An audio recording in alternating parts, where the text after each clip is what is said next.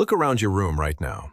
The smartphone in your hand contains billions of microscopic transistors squeezed onto a piece of silicon smaller than a fingernail.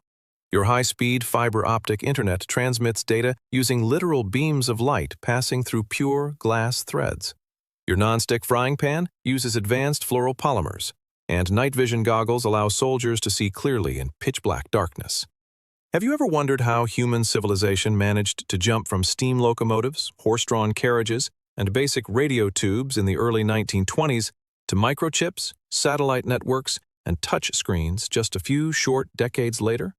If you ask conspiracy theorists, ufologists, and late-night internet forums, they will tell you a wild, thrilling story. Humanity didn't invent any of this modern technology on our own.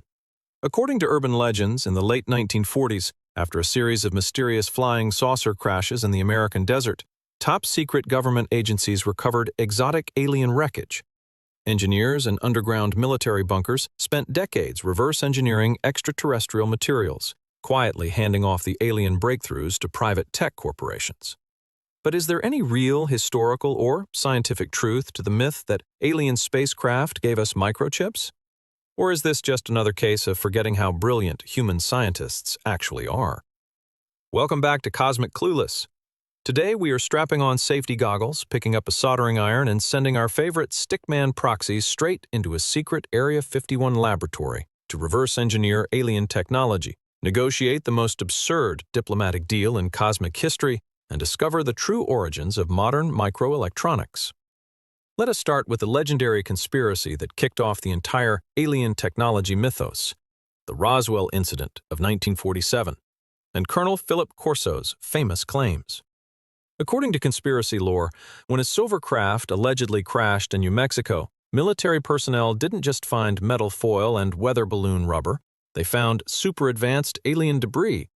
Decades later, a retired military intelligence officer named Colonel Philip Corso published a bombshell book claiming he was secretly tasked with distributing alien artifacts to top defense contractors.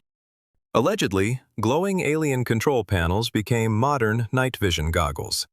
Alien hull fibers became Kevlar bulletproof vests, and thin, metallic alien wafers became the world's first silicon transistors. To test this theory, our Stickman proxy gets hired as the head engineer at a secret 1950s military research facility. A heavy wooden crate arrives at his workbench marked "Top Secret, Alien Wreckage, Do Not Drop." Our Stickman puts on his lab coat, opens the box with a crowbar, and pulls out a glowing, vibrating alien motherboard made of solid crystal. "Time to change human history," yells our Stickman, grabbing a rusty pair of hardware pliers and a massive industrial soldering iron. He jabs the hot soldering iron directly into the center of the alien crystal core. But alien circuitry doesn't run on standard household copper wire.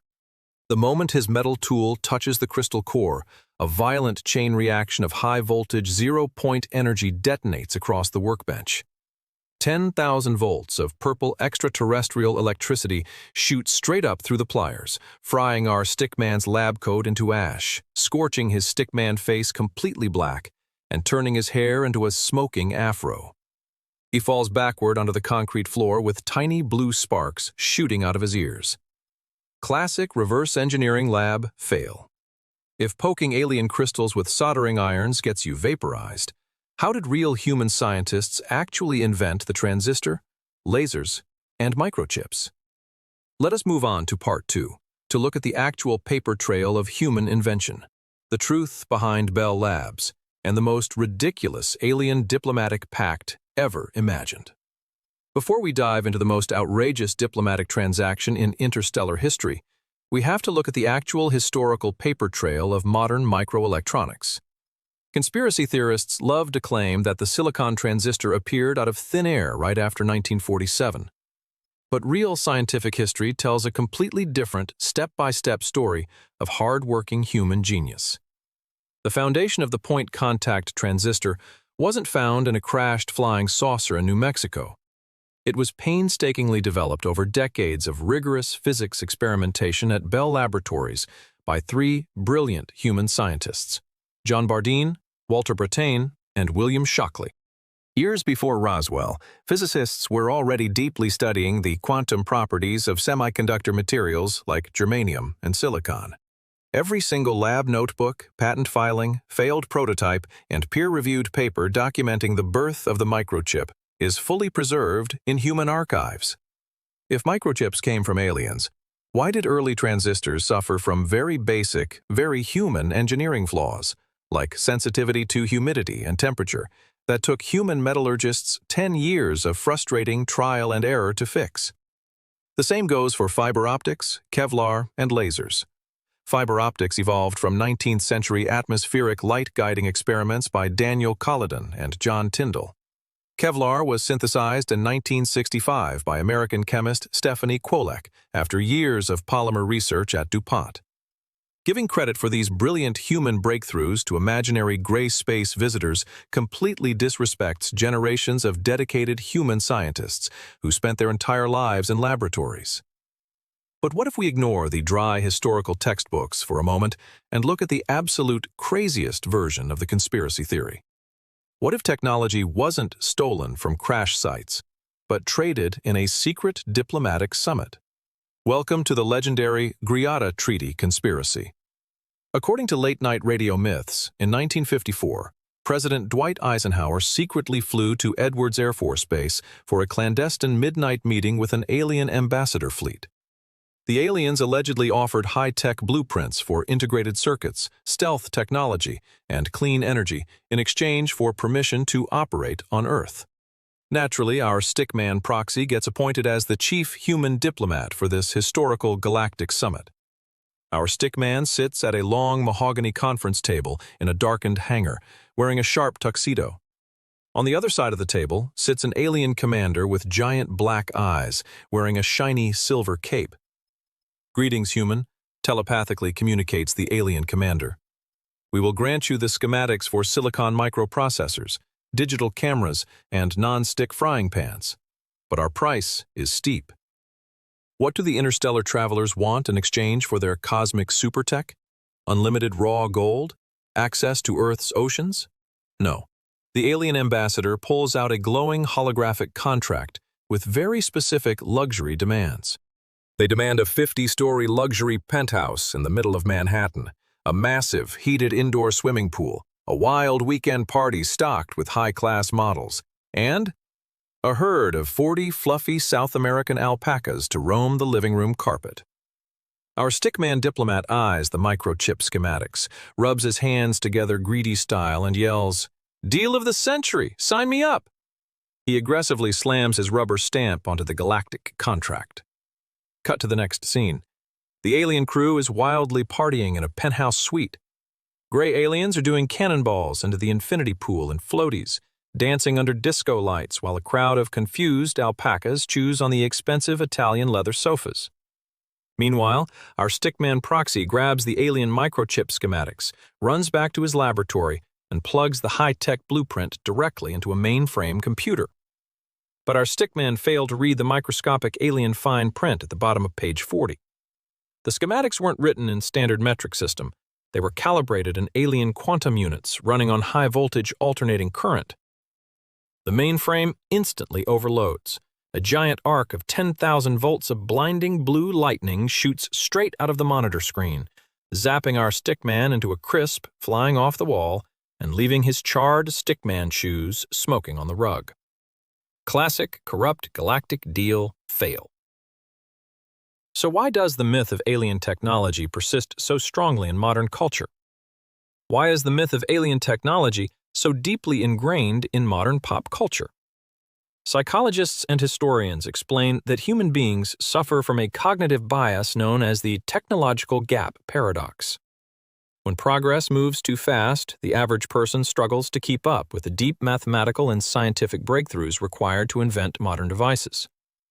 As science fiction legend Arthur C. Clarke famously wrote, "Any sufficiently advanced technology is indistinguishable from magic."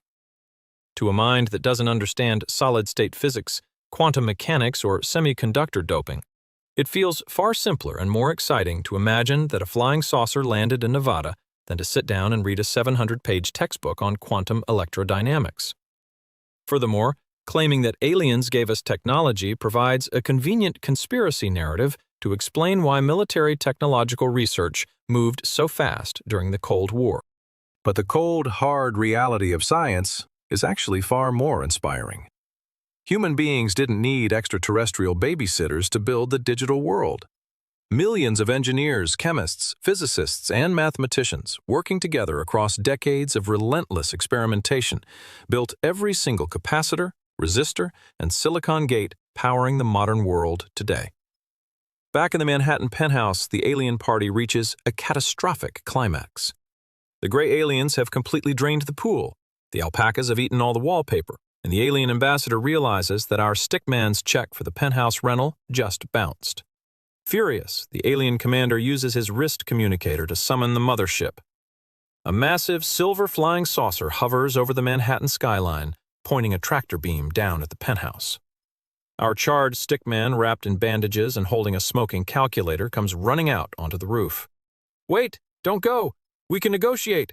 What if I throw in a fleet of electric scooters and a taco truck?" he screams into a megaphone. But the aliens have had enough of human diplomacy. The flying saucer beam doesn't lift our Stickman into space. Instead, it beams down 40 extremely hyperactive, woolly South American alpacas directly onto our Stickman's head. Our Stickman gets instantly buried under a mountain of screaming, spitting alpacas, while the alien mothership blasts off into hyperspace, leaving behind a glowing middle finger signal in the clouds. Classic galactic penthouse eviction fail. So the next time you tap your smartphone screen, stream a high-definition video over fiber optics, or heat up your soup in a microwave, remember, you don't need to thank gray space visitors from Zeta Reticuli. Thank the relentless curiosity, coffee-fueled late nights, and brilliant minds of human scientists who built the modern world out of raw silicon and sheer brainpower. What technological invention feels most like alien magic to you? Silicon microchips, fiber optics, or touchscreens? Share your thoughts in the comments below. If you enjoyed this breakdown of Roswell myths, Bell Labs history, and diplomatic alpaca penthouse disasters, hit that like button, subscribe to Cosmic Clueless, and ring the notification bell. Keep your soldering irons safe, and we will see you in the next episode.